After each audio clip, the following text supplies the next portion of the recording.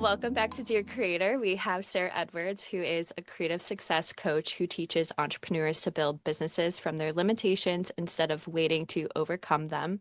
Despite being born premature with chronic health issues and severe OCD, she's built a six-figure design career with products featured on Good Morning America, MSN, and more. She's now taught over 8,000 creatives worldwide through her coexistence philosophy, helping neurodivergent and chronically ill folks design businesses that actually work with their brains and bodies. Thank you so much for being here, Sarah. How are Thank you? you. I'm so good. I'm so happy to be here and talk with another creative. It's going to be so fantastic. Yes. And for anybody watching on YouTube, Sarah literally lives her brand. Like she's wearing a pink shirt. She has a really cool, like colorful background. Is that like a mantle with, like, did you paint Yes, that mantle? yes, I live in a 1800s house that we just moved into recently, but I'm so brand brain, partly being an art director. The wallpaper is my design, and I color matched it to the Benjamin Moore color, which is the fireplace, so that it all like Wow. goes together. Little details Yes. that help. Yeah, like the blue is like on the mantle, it's on the trim. I think it's so Thank cool when people are you. able to kind of like create their own brand worlds. Like I feel like you kind of have to like exist in your brand sometimes Oh my to goodness. like feel Yes. it and then It like makes a big project it. difference. Yes. Yeah. I feel such a shift when I dress a certain way or when I am in a certain type of space. I just finished renovating my art studio, which is on our property, and it just Mhm. like, oh man, it's amazing. Well, the little levers we can pull to have a better creative flow. Oh, I love it. Yeah, that's so cool. So, you're a creative success coach and you teach entrepreneurs to build businesses from their limitations instead of waiting to overcome them. Yes. How did you get into this work? I feel like that's very unique. And Yeah. like, why does it matter so much to you, like personally, if Yeah. it does? Absolutely. I, like many of us, I kind of fell into this world, and I think that's such a happy way to discover our calling and our passion ultimately. And I think the best people to serve and help to me is the old version of ourselves. And Mm, so I had really gone through a massive transformational experience myself with severe OCD treatment and the pandemic and really big life changes and health problems. And naturally, as I moved through that, people started coming to me and saying, "Hey, how are you doing this? And how are you doing this? And how did you manage that?" And so I made a course, and I was mm, not thinking that it was going to be a success. I was someone who really had low confidence at the time, thinking I'm not an influencer, I'm not a celebrity who mhm. wants to hear from me. But I always loved teaching and encouraging and instructing, and I've been that way since I was a kid. So mixing that with my film background, I was a professional editor. I worked on commercials and film shoots. It just kind of merged together. I made a Yeah. course, the course exploded, and before I knew it, I had emails and DMs and people saying, "Hey, how do I get more out of you?" And so, Yeah. like all things, it snowballed together. It's been years now, and I still can't believe it. Like hearing you read the bio, like legit 8,000 people. Like my brain can't even comprehend it. I feel so privileged to be a vehicle for this calling and to be entrusted with so many people. So it's Yeah. amazing the wins that I get to see, and the more importantly, like the relationships I've built with women in different cultures and countries and ages has just been, I mean, nothing matches it for me. Like I get out of bed in the morning and I'm literally like I go to bed and I can't wait to wake up. Like I'm like I want my coffee and I want my laptop. Like I'm so overjoyed to talk to people. So I'm really happy to be here. And thank you Oh, for making space for creatives because I think we are a very chronically underserved community yes. in entrepreneurship. So I'm, yeah, happy to always make space for that. Yeah, of course. Yeah. Oh my gosh, so many things that just like sparked like questions and Yeah, ideas. for So sure. the first thing that I wanted to say is like when you say like 8,000 creatives, I saw an Instagram reel the other day. I think somebody like a this picture, but it was Yeah. like their body like with like 10 people around them and it was like Yeah. 10 followers and then they're like 100 followers and then it showed like Yeah. 100 people around them. Yes. And it Yes. gives me chills because once they got, I think they probably over 10,000 followers on Yes. Instagram, the crowd of people around them is huge. And I'm like, Yeah. I'm just thinking 8,000 creatives. Like, Yeah, could we yeah, all even be in one space, like one exactly. physical space? Oh my goodness. The it just warms my heart. And it's less even like quantity has its own weight and beauty to it, but to know that there's like a ripple effect happening, even if what I taught maybe didn't resonate fully with somebody, which is totally okay. There's going to be people who watch your material and ingest your stuff and are like, Mm-hmm. I got nothing from that. That's a human experience. But knowing that out of 8,000, there's a percentage of a ripple effect is why I feel so passionate helping other people find their calling and purpose in such a fingerprint, unique, authentic way.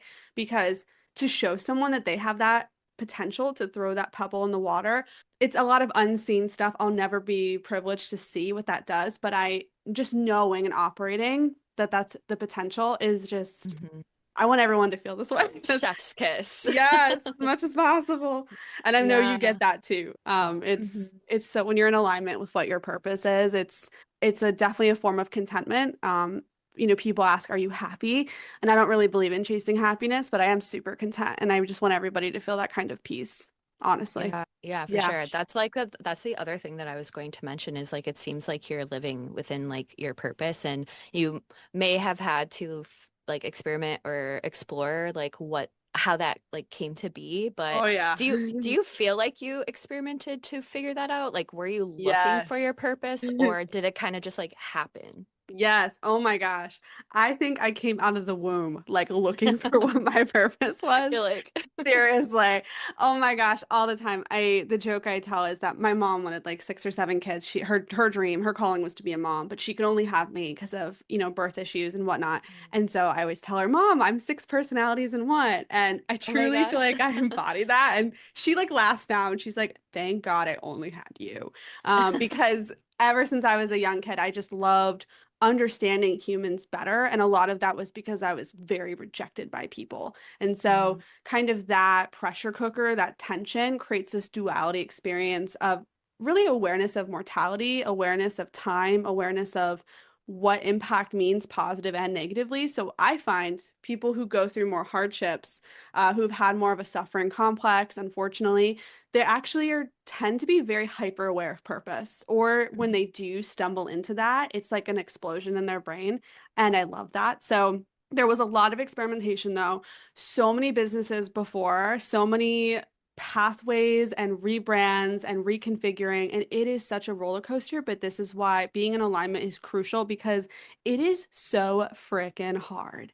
It is mhm, brutal, it is ruthless, it is costly in time and energy. And so, really knowing exactly what you want to be doing and feeling that calling, even if it's imperfect, is non-negotiable so that you can get mhm. through the hard crap because oh my gosh, girl, it's like crazy out here I all the time. know, And people don't want to talk literally. about it because it's a highlight reel moment. But I love talking about it. So. That's so true though. Like it's such a highlight reel out there. That's why like I Mhm. love what I do with Dear Creator because it's like bring on people who want to talk about the real shit. Like Yeah, let's heck stop yeah. pretending. Like, Yes. it's For hard. sure. Yes, we equip people so much better. And just because man, comparison is so real in our field, especially as creative people. And to realize that even the people I really admire or that have laid a path for me because they are ahead of me, to hear their struggles, it makes me feel like more seen and more Mhm. capable. And so I encourage people to talk about the hard stuff because you just never know what door that opens to. And that's Yeah. also really cool about community and stuff like this. Virtual Yeah, I virtual know. worlds. I Yeah. wish I could be in Same your girl. house. I wish I could teleport to all the people, like even my girls. Like I developed such a deep relationship with them and they're like legit like in a different time zone on the other side of the world. And I'm like, Yeah, oh, I just want to teleport to you and give you a I hug. Like know. it's one day. One day, one day. Yeah, I think something that's interesting is like that purpose and calling. It's Mm, like it almost feels easier when it is in alignment. Like for yes. instance, I think like I've pivoted a lot and I've Mhm. recently noticed that some of my skills are just like, okay, this is going to help me create money to then Yes. build like my bigger body of work or Yes. my legacy, like it doesn't have to be that serious. It's not that deep. Like Yes. I'm just good at this and like I can Yes. make money from it. So why not? But Hmm. then like when I do work on Dear Creator or my philosophy around self pivot and helping Hmm. creatives evolve and not have to go like work the 9 to 5 and like build a self-sustaining business in life, Yes. that like time goes by so fast. Like I'm like, whoa, like I was in this like orb or Yeah. something where it's like I was just so fixated on this. I think Mm.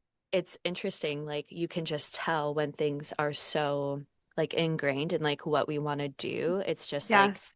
it's the little signs that Yeah. kind of tell you. It's like the little signals. Did you Exactly. feel that too? Absolutely. I think I really believe in being as heart-led as possible. And so if I know that what I'm creating or doing is going to bring a sense of healing or refinement to somebody else's life, that's kind of always my one critique that I'm like, okay, is this going to do that? Yes or no? And that's how I move.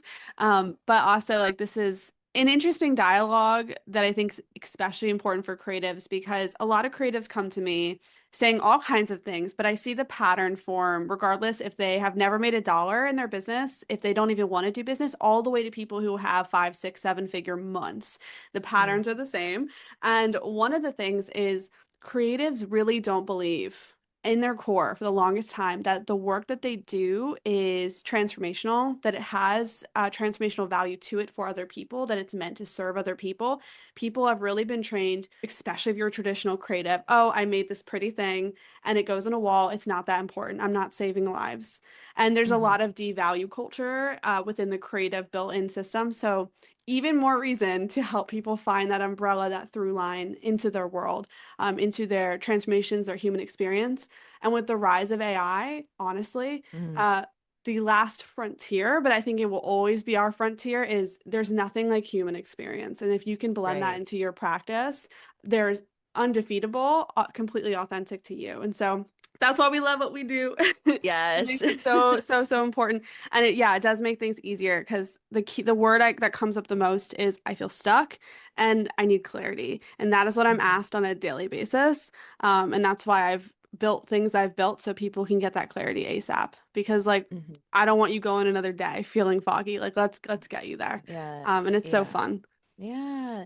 Do you have like an example of somebody who like I guess like it would be helpful for people listening, like what do you define as like a creative person or like what Yes. skills do they have or like what position Yeah. or role they have and then what kind of through lines you've seen Hmm. between the people that you've worked with? Yeah, for sure.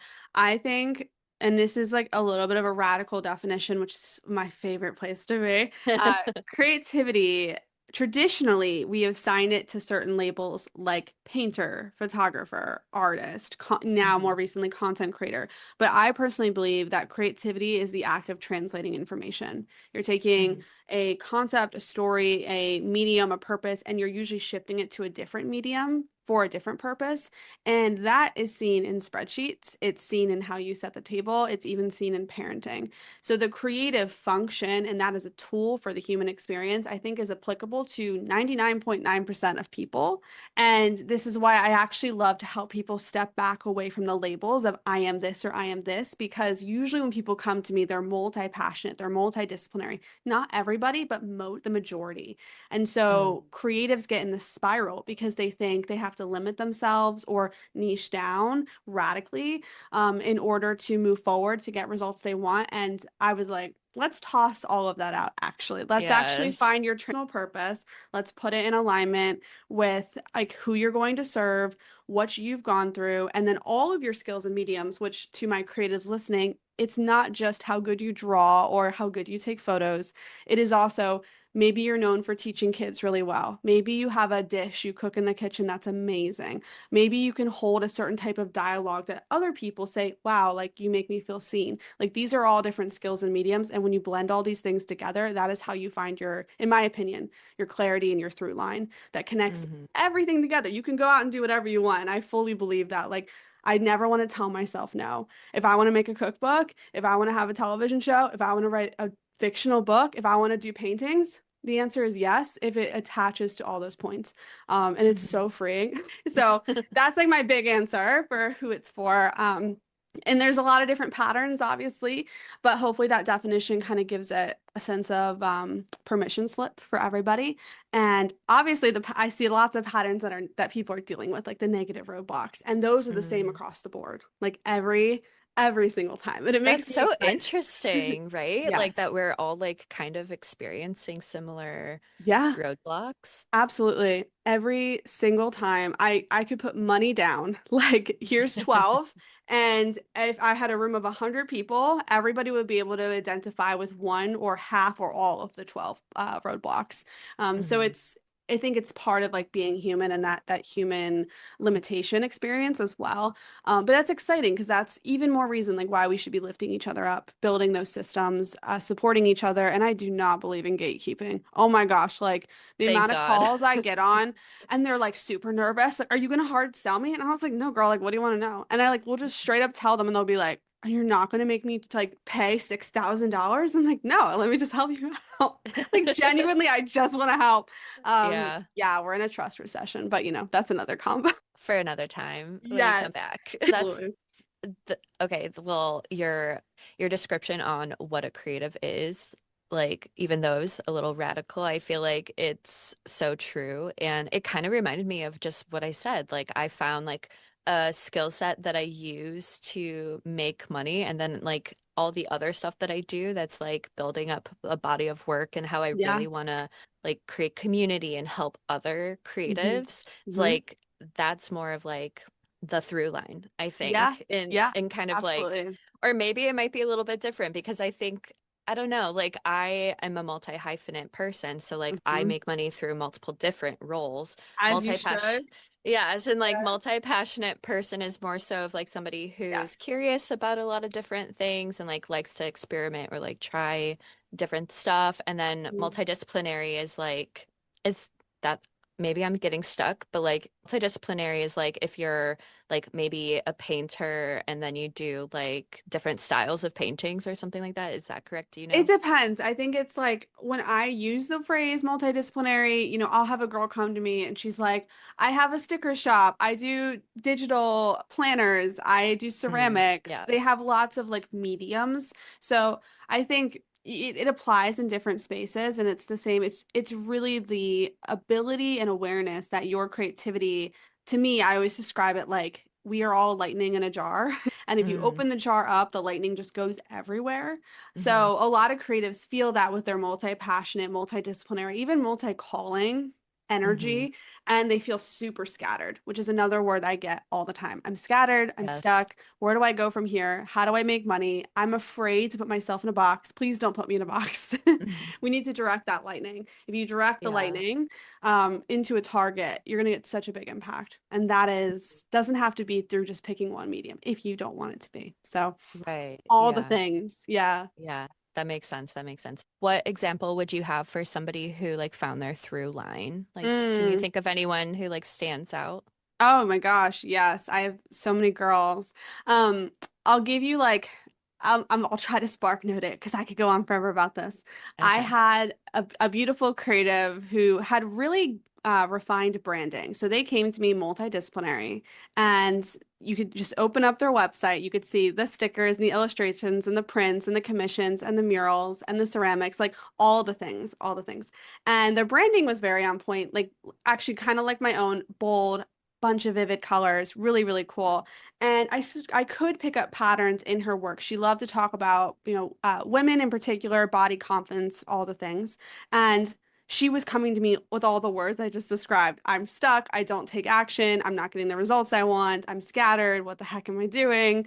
I can't Hmm. finish anything. Oh, that's another one. So the interesting part of the work that I get to do is when I take my girls through a process, we do what's called an emotional anchor and a non-emotional anchor. To me, non-emotional anchors are more logistical, they are financial, they are numeric, they are things we can't emotionally react to. They're just, it is the math. Mm. Then we have the emotional side, which is that through line that you and I are talking about. And what I give names to things because it like literally helps my scattered brain. But I call it the storyline method. And Okay. it's basically like a triangle. It's the three things we kind of just talked about, all of your skills and mediums, all the transformations you've gone through, and then who you want to serve. So most people, like that girl who I was opening up her beautiful website, they tend to not have all three. There's like maybe two or just one. And so first we kind of defined that. And after going through that experience together, going especially into her transformations, she actually told me, hey, like I've gone through some really body traumatic related things, disorders. I had no idea. Mm. And I was suddenly my eyes were opened because I was like, oh, this is why you care about the body positivity and the women positivity language. So, one of the things that I love to do with people is we want to develop a core offer, something that makes up 60 to 70% of that non emotional anchor financially. And we want to blend all these things together. So, in her case, her kind of top medium, I think we all can agree we have one or two mediums that are just our stars, like we love them, Mm. with Yeah. ceramics. And I was like, but we're going to build you a core, a strong foundation, and you can build everything off of it. And we're going to give it a unique fingerprint. So, what we came up with after going through her story was she loved teaching workshops, she loved helping people in that way. But instead of her teaching like a general ceramics class, we decided, hey, what are some things you've been through that you love? And she had recently undertook this project where she actually sculpted her own body as kind of a form of like healing and reflection.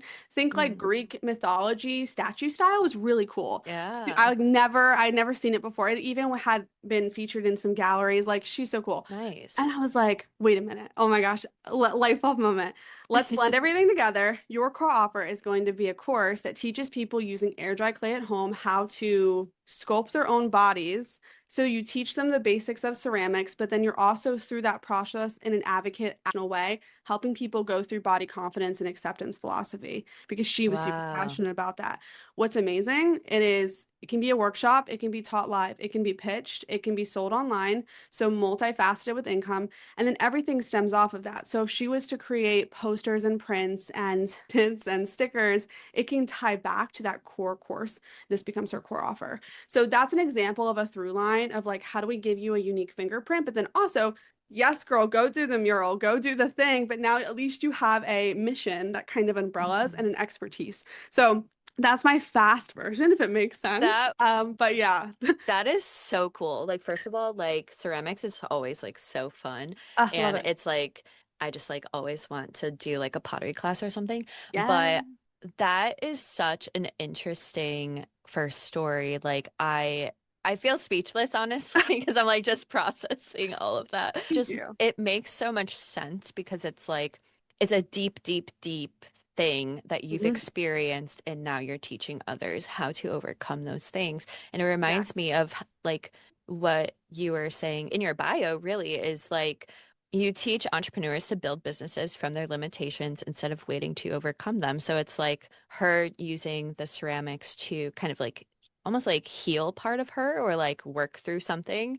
And then because she did that, she can now share it with others and help them exactly. through those things using her artistry and her Yes, skills. yes. That's sick. I love it. Yeah, I it's love so it. fun. And I literally get to do this like almost every single day. And this is the work I do with every person I work with. I like make them do it, even if they think they're like, I don't need it. I'm like, yes, girl, you do. Like, sit down. Like, we're doing this. And it's so much fun and it's such a joyful process. And I get to just see not just the light bulb, but the relief. The relief I Mhm. see on someone's face when they feel like, oh my gosh, I know where I'm going long term. And I think for me, like as some background context, I worked on Wall Street at 20. I was in a really big ad agency, high profile. We were pitching stuff to Netflix. We were doing insane stuff. I was the baby in the office, like the Mm. youngest one there. I literally hacked my way in. I should not have been there.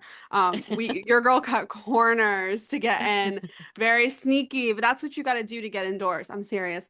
And I remember just like the level of tension and just like grit, but very almost like masculine level of thinking where I was like Mhm. A plus B equals C. And that always bothered me, especially as I pursued entrepreneurship and got out of that corporate space.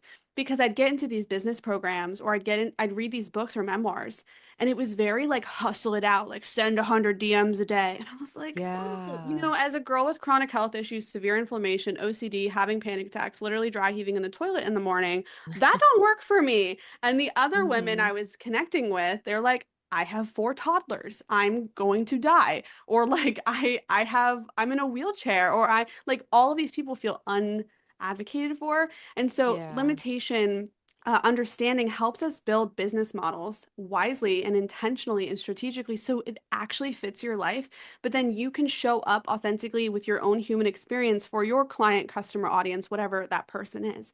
And it is such a game changer. It is the ongoing evergreen permission slip. And like, this is why my friends, like, do not worry about AI, like, do not sweat, because your human experience is always going to be what people come back to. It's what they're really buying, it's what they're really connecting with your content, with all the things. So we're going to be Hmm. okay. I know it doesn't feel like it, Yeah. but human It, experience is irreplaceable. Seriously. yeah, for sure. It kind of makes me think about like how we've really evolved as creatives of like coming out of like that starving artist mentality, you A know? 100%. Because creatives make killer money, Heck like yes. hella money. And like Yeah. we love that, but like maybe that is what some creatives who feel like they can't make money or like they're just stuck or scattered, like it is finding that through line of like, well, how can we like maybe build a movement or a philosophy or a framework that can like help others that the art or the creativity is just it's part of Yes. like Yes. the path to a bigger Exactly. transformation. Exactly. The starving artist mentality is a byproduct of creative systems that are a little on the archaic side that weren't blended well with business strategy. And I think the heartbreak moment I have to deliver to all my girls. And they want to, some of them are in denial and they're like, "No, I'm going to be different." I'm like, "Okay. Go ahead." And then they come back in a year and they're like, "Crap, you were right." Um Being a creative business owner, having a creative practice or having a creative career, whatever model it is not 100% creativity. It Hmm. is different types of creativity, which is why I believe in translation. Apply your brain and your beautiful design mind and how you see colors and language and leverage that in spaces like spreadsheets and data entry and research and advertising and marketing. And I know it's not sexy and it's not fun. And it's literally like some days I hate what I have to do, like Hmm. deeply. I'm like, oh, but until Yeah. you reach that point in your business as a creative, when you can delegate out and hire a team or have a team that you manage, you're not in a position to negotiate about that. But yeah, Hmm. everybody's kind of trying to negotiate that part away and just focus on like if I make really good art. And I believe every human being makes good work because it comes from the heart, but not every person positions and packages it in a good way, and they're therefore unseen, not paid, severely underpaid, and all the things. Hmm. And that's what the kind of the glass ceiling I want to break is like, let me teach you business in a way that makes sense for you. And Yeah. so, yeah, let's like divorce the starving artist mentality. Creativity has been alive and well since the beginning of humans. Hmm. It will continue to be that way because e-commerce is also at an all-time high. Yeah. Just to say, all the Yeah. things. No, yeah, that's so true. I was thinking about how uh what was I gonna say? I forgot.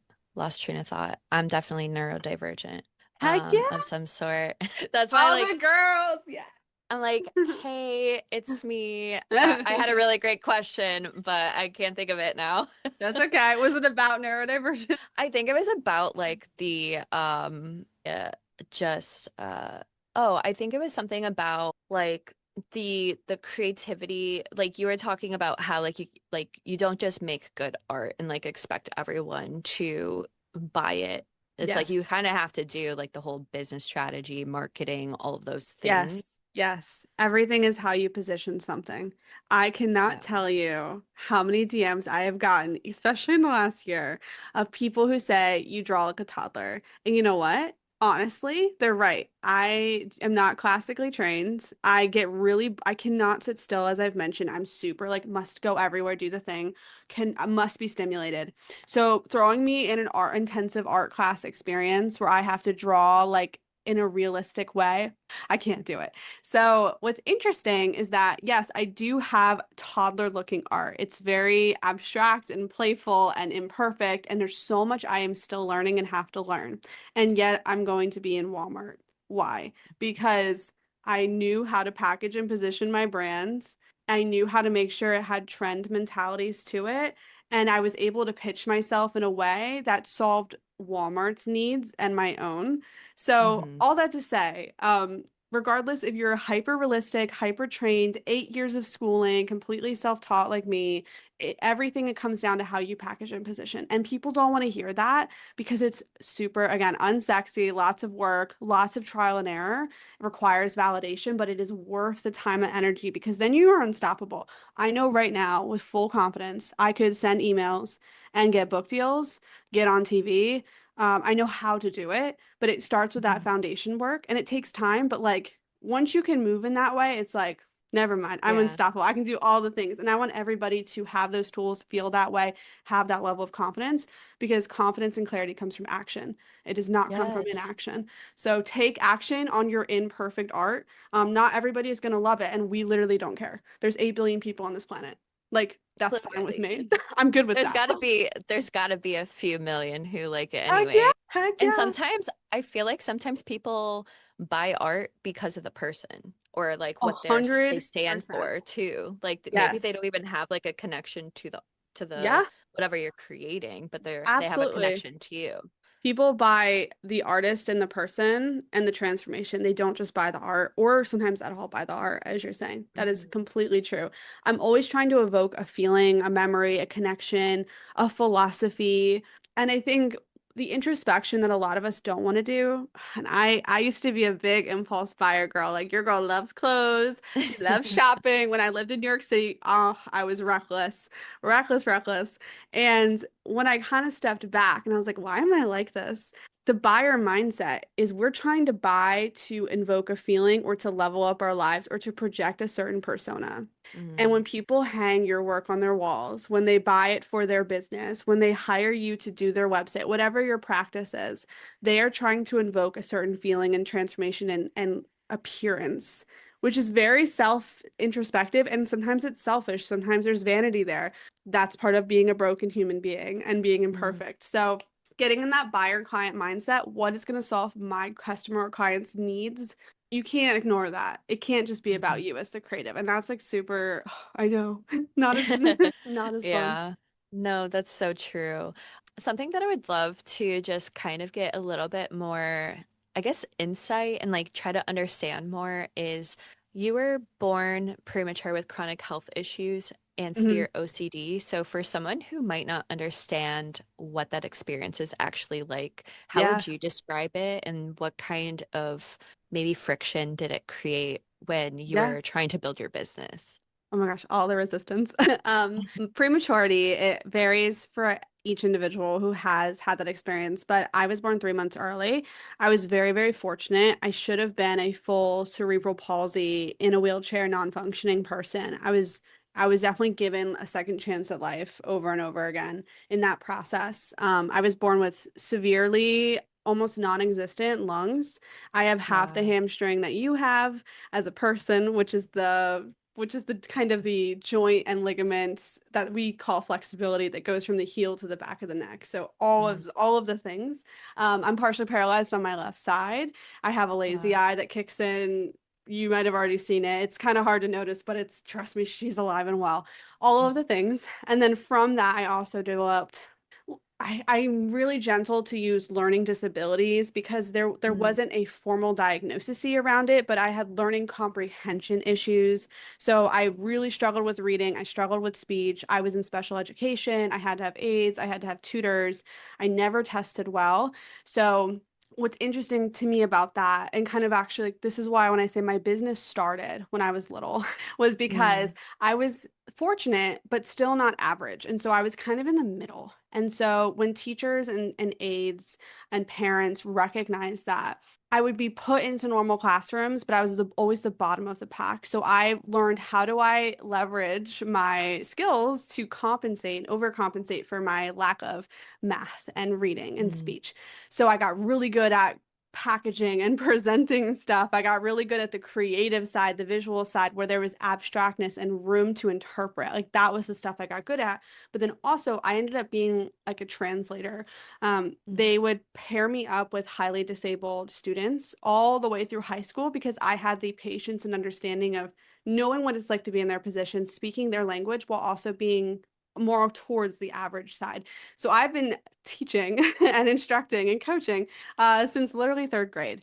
And that kind of hustling that I had to endure, it never Mhm. ended. I worked in every single lunch, every single recess, literally since I started Wow. in sixth grade. I would work till 2 in the morning. And when I say like literally in sixth and seventh grade, that is what happened all the way to today. I really, really mean that. So it gave me Mhm. resilience, it gave me grit, it gave me that foundation. The secret thing that popped in up in here that I wasn't expecting is that people with my conditions, we are highly susceptible to anxiety-based conditions. So Okay. I would have severe panic attacks, I had inflammation, GI issues, like all of the things. I was in the nurse's office all the time. And Mhm. I was not obviously athletic because I literally couldn't be. So I was antisocial, all of this stuff Mhm. compounded together. And one of the things is that I didn't realize I had obsessive compulsive disorder. A lot of people think it is organizing colors or scrubbing a table a lot. While it can come in those ways, there's actually multiple subtypes of OCD and they take different forms. And kind of the simplistic way of talking about it is it's an anxiety-based condition that creates this rumination cycle in the brain. We actually all have this rumination cycle. A really good example for someone listening is if, let's say, like you get a confrontational email or text from a friend and you're Mhm. thinking about it and you're thinking about it and you're thinking, what could I have said differently or why did this happen? And you get kind of caught in this Mhm. anxiety-based state. That is what an OCD person's reality is like, except it can be excessive. It can also distort reality.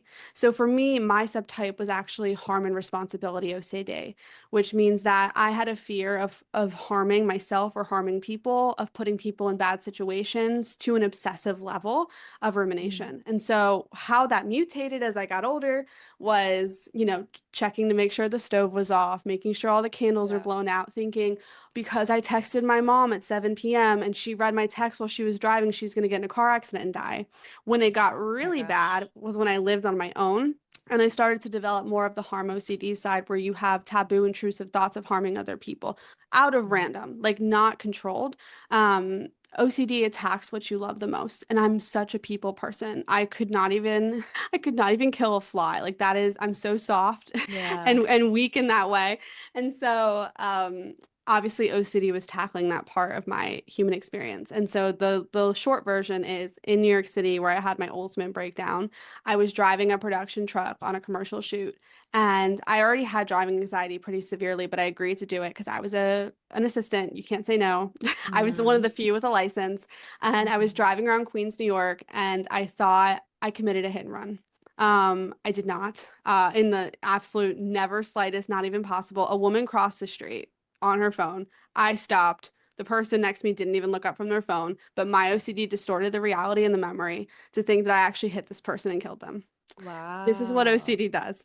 And so when I got home to my apartment, uh, it was like the embodiment of hell of my life began for the next many months of my life. Every time I heard a siren, I thought the police were coming after me. You obsessively look up information and you're looking up for reassurance. So Mhm. I lost weight. I became non-functioning, literally to the point of drooling on myself, couldn't go to the bathroom, couldn't eat. Like completely at my lowest. And the pain was so miserable. I would be like going into screaming fits. I would be rocking. I would be like nonverbal. And then eventually I was planning on taking my life because it was so bad. It was like being out of body. It was having no control. So you go from this highly presented, in boardrooms at 20, Mhm. managing people and projects and being polished and always had my outfits together to drooling on yourself. That is Wow. the power of mental health when Mhm. we have these disabling conditions, and OCD is considered a disability. Um, Mhm. so this is why I feel very passionate about talking about it. And of course, this Yeah. impacts my business, but to take the positive spin here, because I do believe we go things always for a purpose. My OCD treatment, thank goodness that I was able to receive that. Mhm. Um, two things that I want people to know that I think is just like, I don't know, a complete game changer. I was able to get the diagnosis I needed because someone decided, who I don't even know the name of, and I wish I could thank them, they decided to write an article and share their story.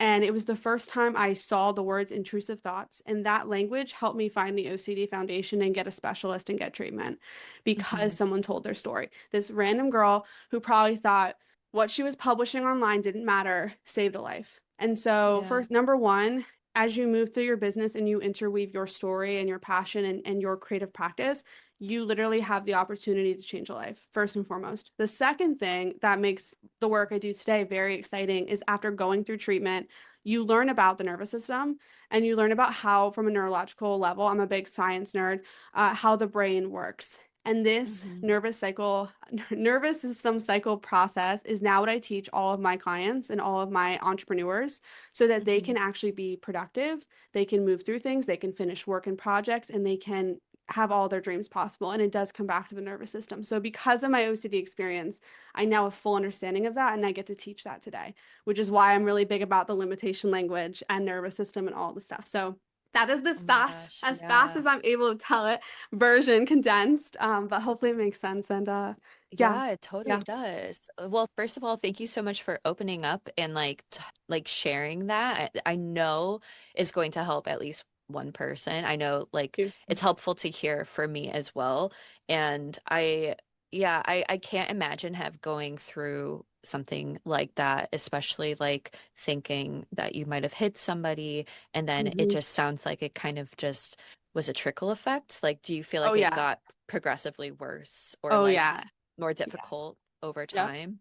Everything became hard and you have triggers at every turn. Like I would eat a certain food, it would trigger me. I would pick up like at one point, and I love food and I love cooking. It's like a big part of my brands. Mhm. My mom even is like a cook, and I would go in the kitchen and I couldn't even use knives. I couldn't Mm. even sleep. I moved home. It was so bad, and I would lay outside my parents' bedroom door because I couldn't even sleep in my own bed. I couldn't even I felt like it suddenly like I was a toddler. Um, and I had to mask it the whole time. I would at my Wall Street job, I would have two makeup bags. I would have one in my desk and one in like my backpack. I would go Mhm. into treatment 3 blocks away and come back at 6 p.m. and keep working, and redo my makeup. Nobody knew. Nobody knew Mm. what I was dealing with. And right like 3 days before the world shut down with COVID, I walked into my director's office and I said, I need to step, I need to leave. I don't know when I'll be back. And he just saw my tears in my face and he's like, go do whatever you need to do. And I never saw any of those people again. My last memory in my career was holding my stuff and people watching me as I sobbed getting in an elevator and then the world shut down and I Oh, never saw my friends again. Um, wow. and like obviously redeemed, like I'm still an art director and I climbed the ladder and I've led teams and but it's so interesting like how that works and I'm just grateful to be in remission and to not have had really many relapses and to live a almost fully functioning life. I still can't drive a car, which Mhm. has been difficult in its own way, but I found my husband during COVID and he is my driver, which is Oh, really sweet. And passenger princess. yes, I am 100 a full embodiment. Like I wish there was a brand you guys should sponsor Blanket, me. like water cup, like 100 I everything. mean, yes, absolutely. Like at all times, I'm the ultimate passenger Aw. princess. That's good Yeah. that you have somebody who supports you though and Yes. like Yes. um it just makes me think about how many people are probably operating throughout this world who have to mask what's Oh, truly yeah. going on inside Yes. their brain. Yes. And I think what could be interesting, if you don't mind sharing, is like Yeah, some maybe like tools or for sure. resources or like that you've maybe learned through OCD treatment that maybe Yeah. have you helped clients through some of the things that you've learned in that treatment? Oh yeah, for sure. A lot of my clients, they are neurodivergents, autistic, ADHD, Tourette's, Asperger's. I've worked with a lot of domestic violence survivors. I've worked with a lot of women who've gone through divorce and other types of physical and mental trauma, and people who just have that chronic high performing stress and burnout and feel like it's never enough. And so the biggest thing I get to teach that I love, and I'm actually, and this is not a plug, but just this morning I finished. Plug it, girl. I finished. I have my second book, which is wrapped up, and it's all about this and the nervous system and the Oh my tools. But gosh. one of the things that I love to talk about till I'm blue in the face is when you are dealing with a goal or task. So whether you are highly anxious in doing this, or you have something like ADHD, or it's just something more simplistic, disciplinary based, understanding how the nervous system functions in accordance to your limitations is really crucial. So the first thing people need to understand is that you get an idea and a thought, a creative concept. And what happens is that your nervous system subconsciously is doing an audit. And Mm. when I say nervous system, by the way, for people listening, a lot of people think I'm talking about like the woo-woo stuff, the Mm. more in the spiritual way, and that's not what I mean. Your nervous system is a real part of the human body. So complete science. I'm a Christian, so I don't subscribe to Mm. the other stuff personally. And so your subconscious is doing an audit of, is this safe? Is this idea or an intention safe? Well, what is safety? A lot of us think it's, I don't know, not being in a burning building, but that's actually not what it is to your nervous system. Um, this is so morbid, but let's go there. Let's Uh, go.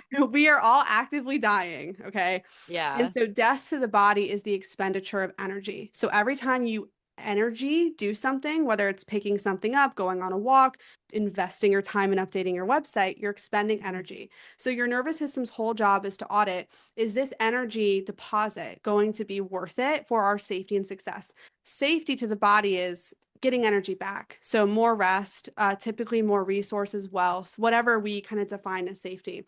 And Hmm. so what happens is that, and I can apply this to anything, whether you're posting on Pinterest or you're trying to do 10 push-ups. Mm. If your body goes, this isn't going to get us to our goal. I don't really fully believe we don't have enough evidence of our safety and security. And evidence is a really big word in OCD treatment because you neurologically are looking for evidence that that intrusive thought is true or not true. Okay. So Okay. when you have an idea and intention, if you don't have enough evidence, you're going to be successful to the nervous system. You might fabricate some motivation. You know what I'm talking about, where you can do something Yeah. for like 3 to 5 days and you're like, I can do it. And then all of a sudden it drops off and you're like, I didn't do it. I can't keep posting on Yeah. Instagram. So we need to microdose evidence of your success. And this is why breaking things down and starting with how do I give myself microdosing of evidence, that's how we expand the comfort zone. We don't need to Mm. step out of the comfort zone. Everybody thinks, oh, just power through and push through, which is such a masculine way of thinking. You actually just need to expand your comfort zone through microdosing evidence. And when you do that, your nervous system can actually work through the full cycle of, oh, I Mm. give you permission, mind and body, to actually work all the way through. And like seriously, apply this to everything you're stuck with. Break it down and ask yourself, how can I microdose evidence of my success here? Don't just shoot for Hmm. the big thing. Yeah, Small I know. things. I'm like super like ambitious. I'm like, oh yeah, I can do that. Yes. Yes. Yes. So And so many of us what are. would yeah, like what would microdosing look like then? Yeah. Well, a common one I get, literally every person. They're like, I can't be consistent with posting on Instagram. Ugh, Okay. it's like the All the common time. Yes, frustration. I felt that. And same. Yeah. So obviously on a surface level, if we were to say microdose evidence of your safety and success, it might be breaking it down into something small, like posting on Instagram stories, something more low bar, low ticket than posting a feed that's polished and a fully edited reel. So that's the Hmm. surface, but I actually also like to take it a little deeper, and this is more so when I work with people long term. Hmm. If your body does not think that posting on Instagram is going to get you safety, which is usually money related, you are not Hmm. going to follow through. And so, what we need is to reverse engineer. Is your Hmm. Instagram actually a top of funnel nurturing place for you to drive your clients to a spot to convert into some form of money or job or opportunity to then get you money and growth and whatever? Most people think it is, but the answer is no when I look at their work. You don't have a Mm. call to action. You don't have clear offers. You're not packaged and positioned in a good way or in the best way that you could be. And so, of course, your energy does not want to go into editing a reel and posting when you get 5 likes and they're typically from family members. And then you get no more money from that, or Hmm. no results or growth or whatever. So, of course, your nervous system's going to say, heck no. So, we Hmm. actually have to solve that problem first and reposition and make your stuff more strategic and optimize so that you know if I stay consistent posting on Instagram, I'm going to get the growth that I want. I'm working towards that. And your nervous system's going to be like, heck yes. And that's the reaction we want. So there's a Yeah. surface and there's a deeper level. It just depends on how much archiving you want to do, Yeah. if that makes sense. Yeah, it reminds me of the work that I do with clients in like my audits where Hmm. like we try to find the root cause of like why they're Yes. feeling friction or Yes. tension in their business I because love it. it's like you could add all of these marketing tactics or a different, Hmm. create a different website or whatever, but like that's just like a band-aid fix to like a Hmm. deeper root cause problem that might not even 100%. be like a tangible physical thing. It might be like Yes. mental or Yes. lack of vision or like not actually being aligned with what you want to do or your Mhm. life or all of those things. So it I kind of love it. reminds me of that as well. Yeah. And that's so interesting. So you've probably learned so much in, I mean, obviously you've learned so much in OCD Yes. treatment and everything, and you bringing that into your business and helping people as well. You mentioned something in your intake form about a cutting board story. Oh, yeah. I need to Yes. know because I'm like, what is this cutting board story? I know we're kind of Yeah. like jumping around, No, but no. The questions I already answered gives context, so perfect timing. okay, amazing. So as I mentioned with OD, I couldn't use knives. Hmm. And that will obviously pose some problems. And to give like extra detail, my first incident when I couldn't use a knife was I was cutting tomatoes for my mom in her kitchen. I'd already moved home. I already had my mental breakdowns and my identity crises. And my dog, who I love more than anything on this freaking planet, jumped up on the counter and just kind of like scared me. And I had an intrusive thought of like harming her with a knife. I would never in a million years do that. So now I'm scared of myself. Irrationality kicks in. I put the knife down and I walk upstairs and I'm just like under the blankets, just curled up, like couldn't even go to the dinner party, like was started Oh, throwing up, like all the things. And so when you go through OCD treatment, kind of going back to that microdosing concept, one of the things you typically have to go through is exposure therapy. And so mm. exposure That's kind of sounds therapy. scary. I don't know. I'm Oh like, my ugh. gosh, I cannot even put to words how cold sweat. So like an example of exposure therapy is, and I will tell this quick story because it will answer the cutting board question. But my first treatment with this amazing doctor who is like I was such a gift. I was be able to be his patient. And it was in Hmm. person. My mom was obviously with me because I'm like need to go to a hospital. So like they're trying to decide, do we send her and check her in or can we help her in this moment? It's a great position to be in. Also, when you're a people pleasing person who doesn't like being a burden. I'm Anyways, such a people pleaser. Like I'm yes. recovering, but yeah, Yes, anyways. yes. My spectrum is I'm fine to I need to go to the hospital. Like I don't like I will hold out. I can handle pain, I can handle discomfort, whatever. And Mhm. so I'm sitting in this room and he obviously and he heard all my stories as you guys have. And he's like, okay. He sits there. He hands me a plastic butter knife. And I'm like Oh my staring at it. gosh. And I'm like, I'm not taking that. And he goes, you're gonna take it. Okay. So I take the plastic butter knife and he goes, I want you to pretend like stab this pillow. Are you kidding me? Are you kidding me? Like, so that is exposure therapy. It takes you into all the layers. I Wow. know this sounds psychotic, but I swear this is the game. And That's one so of the interesting. questions, yeah, and you work up your again, it's microdosing of like I am safe. Like this is not real. In fact, the part of the microdosing is this is not that serious. Like this is actually kind of ridiculous. And you want to Mm. take that power away from your OCD or your nervous system. And so one of the questions he asked, because I was like, okay, I just need you to give me reassurance that I'm not a sociopath. Well, by the textbook, I'm not. I checked none of the boxes. But my OCD Mhm. was like, well, clearly you are, girl. Look at your stuff. Yeah. And he stood there. He looked at me, he leaned forward. He says, well, what if you are? And I was like, I passed out. Like to Oh have my this God. high profile mental doctor tell me, like, well, you could be. And that Wow. was my first exposure treatment experience Oh because my the gosh. goal is to not give yourself reassurance. Reassurance Mm. just resets that nervous system cycle. You actually need to release your caring of the outcome. You need to Mm, plead the fifth that this may or may not be true. And when you can lock that in and move through your business and your goals with all of the things, everything becomes easier. So glass cutting boards for me was I'm staring at my product list because I started, getting some attention with like making products and prints and stuff.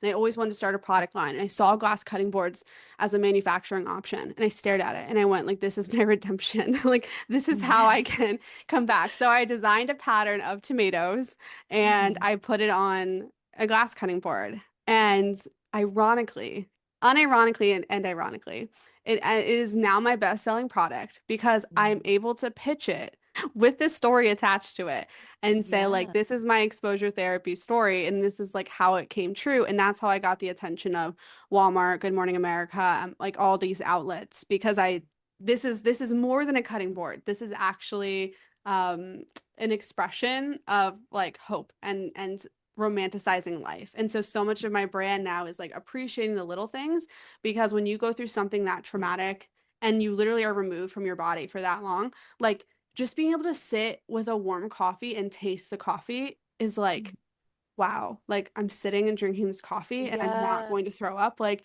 you appreciate all the little things. And that became the foundation of my brand was like romanticizing life, appreciating the small things, food, because I can eat again. Like I went Mhm. through years of like, I think I ate shrimp for the first time after 7 years. Like stuff Wow. gets removed from your experience. And so that's Yeah. like the long version. Sorry. I know that's like literally forever, No, but that's so interesting. I think I saw the cutting board on your website. It's really cute. oh, thank you. They're super fun. And I love I get a lot of customers. We just closed out one of our GMA sales and I get pictures from people who are like in different parts So of the cool. country. Like here's it on my like here's it on my table and I feel so privileged, like overjoyed and honored. Oh. Like, wow, You're all the living family your parties. purpose. You really Yeah. are. And like there's that story in people's homes or people's Yeah. kitchens and stuff Yes. like that. And I feel like that's very like full circle of like how we were talking about having some sort of through line.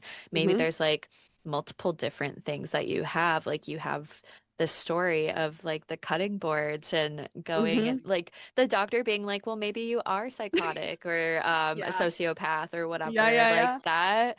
I'd be like, huh? Like No, you're worst supposed to be moment of my life. safe. I was, and you're desperate. You're in so much pain. You're like, okay, you think you're gonna get the morphine shot. You're like, okay, just give me the morphine, just give me. And they're like, there's no morphine here. Like, you're actually gonna be in more pain. And you're like, whoa. And this is so cool because in my practice now with people, like, I believe in coexistence.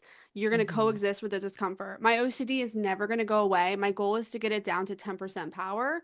And that Hmm. should be how we move through everything. You don't know how to do something, you have to stretch yourself into a new space. Great, like get that intrusive thought, that doubt, that disbelief down to 10% and be okay with the fact that there's never going to be a moment in your business where you feel totally joyful, totally like all the things are activated and money just It's like flows and everything's so everything's flowing. perfect and everything like Oh my gosh, that. maybe for like an hour, like I know, girl, like I look, when I drink my iced coffee in the morning for those 7 minutes, I literally think I can achieve any possible thing on this planet. It is Hmm. 7 minutes. It's not like the full story. So getting people to be radically okay with like discomfort and pain, inevitable part of the human experience, is such a good muscle to work in entrepreneurship and exposure therapy, microdosing, nervous system work, all as part of that. And like Yeah. it's everything just gets easier. Easier does not mean like without suffering though. It just means less Hmm. resistance. And we know that's different things. Yeah, mic drop. I feel like everything that you shared today, I feel like is going to help so many people because I think a lot of You. creatives, they do put a lot of pressure on themselves and I think it has so there's so many reasons that they do that. Maybe it's like their self-worth, lack of Yes. self-trust, Yes. just scarcity mindset Yes. as Big. well, especially with like pricing or Mm-hmm. just Mm-hmm. trying to quote figure it out, but it's like that's what Yes. we're doing. And I like how you said like the the OCD is always going to be there, but like if I could get it down to 10%, like you Mm-hmm. can operate, like Oh yeah, fully. you can continue moving forward, enjoy the simple pleasures in life, create Yep. art, help others. Like that's beautiful. I love everything that you do, and I'm Oh, so, so, thank so you. honored to have been able to talk to you today. Yeah. Thank you for What's making space. yeah, of course. Like what's like the one thing you'd want someone to know or like Mm. to walk away with from this conversation? Ooh. Because there's so many There's goodies that so you're many things. I would say in whatever way works for you, releasing the outcome. And I did not coin this term. John Hirschfield did. He's an OCD specialist, actually, amazing human. He calls it pleading the fifth. And it is okay. basically in the United States, the Fifth Amendment is the right to not self-incriminate. And that Hmm. basically is a fun analogy of reminding us of like, I'm going to post or I'm going to launch my website or I'm going to pitch this product and I may get a reply or I may not get a reply. Either way, I actually don't care about the outcome. I care about the action. And so, in Mm, whatever way you can apply that to your own goals currently, whether you're deep in business or just starting, action is going to build your confidence and clarity. And by releasing your care of the outcome, you're going to move instead of being stagnant. And when you mm, move, you're always going to get more data and information about how to take that next step. So, if you can master that and have more of that than less, you're going to be just fine. It doesn't matter mhm. who replies to you and who cheers you on. Like it's all irrelevant. I love it. Yeah, that's so helpful to know too, because I think a lot of people they get so stuck with like, oh, this person ghosted me and like Oh my they gosh. didn't respond. And it's like maybe that's just part of the process. Like the fact that you Yes. even like took action, like Yes. that deserves a medal, a Yes. Yeah, trophy, you know? for sure. And like if we all knew that 100 rejections would get us the yes that we wanted, we would be every no, we'd be like celebrating. Like, all right, I'm Mm, closer. I'm closer. Am I there yet? Am I there yet? Like, I know we don't know the number of rejections, but know that your yes is inevitable. It is there. mhm. It is the 9 out of the 10. So like get to the nine. Like do not worry that it takes 10 Yes. tries. And I think once you can kind of operate at that like operating system mentally, again, like everything is just like, how do I optimize? Like, how do I move quicker? Mhm. 80%, get to 80% and ship. Like yeah, makes it easier. I'm all about making life easier. Yes. Yes. Yes, girl. I love it. I love it. Well, where can everybody find you? And is there anything that you'd like to invite people into? Like, do you have any like courses or programs that you feel they would be able Yeah. to learn from you from? Absolutely. All the courses and all the things. Obviously, I have a very full, fun, lots of ways to get information and my goal is to make things as accessible as possible for people. So obviously, like Instagram is where I hang out the most. I read every DM I get. I have a team, but it's me and up in there, like getting to know Hmm. you guys. So set apart underscore company is where I'm at. And please reach out. Feel free to say hi first and foremost. I'm a real person. I have my own podcast where like I unpack things called the Creative Clarity Show. And if I was to invite you into a space, if you're feeling like I have ideas or I have this portfolio or I have a business or I don't, my best selling, my favorite thing right now is I do audits as well. And I will Mm. go through and kind of repackage the stuff that we talked about in this call. I will take you through that experience. It is our creative to cash strategy audit. We will find and give you tips on your through line, on your core, on your branding, on your voice, and really educate you about offer structure to get you to that non-emotional space that you need to get to. So that's a great place to start. But regardless, just Amazing. following and saying hi. I have lots of free content. I have lots of books and courses you can get into if you don't have the time to invest in something more high, functioning. So yeah, Hmm. there's something for everybody. Great. Amazing. I love it. I love it. Yeah, Thank everyone you. go check out Sarah. Thank you so much, Sarah, for being on Dear Creator. Thank And I you. hope maybe in the future we could have you back on and we Yes. can talk about some other things that Yes, all the you. tea. I have so many Yes. topics. Amazing. Well, thank you so much. Thank you. Appreciate it.